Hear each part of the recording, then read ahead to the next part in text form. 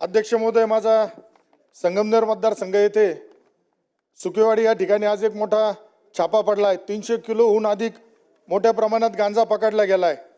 तुषार उत्तम पडवळ याच्या घरावर नाशिक विभागाच्या अंमली पदार्थ विरोधी टास्क फोर्स आणि शहर पोलीस विभागाने हा छापा टाकलाय।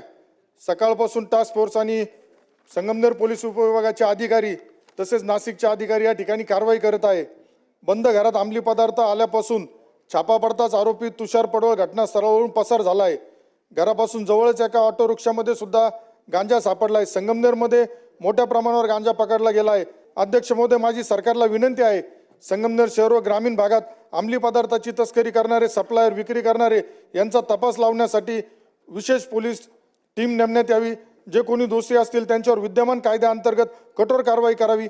तसेच अध्यक्ष महोदय, मागील आठवड्यामध्ये तिथं ड्रग्सची सुद्धा कारवाई करण्यात आली होती। आशिष मेहर नावाचा जो ड्रग्ज माफिया होता, तर या अहिल्यानगर जिल्ह्यामध्ये काही पोलीस कर्मचारी आहेत, चौधरी, घोडके, हे पोलीस कर्मचारी गुटख्या धंद्यांना सुद्धा पाठबळ देत आहे। आज मला शंका आहे का अहिल्यानगर जिल्ह्यात हिरा डायरेक्ट गोवा गुटखा पिकअप कर्नाटक व इतर राज्यातून येत आहे। आज संगमनेरमध्ये वेळोवेळी अशा प्रकारे अवैध ड्रग्ज असेल, गुटखा असेल। सरकारने या गंभीर घटनेची दखल घ्यावी।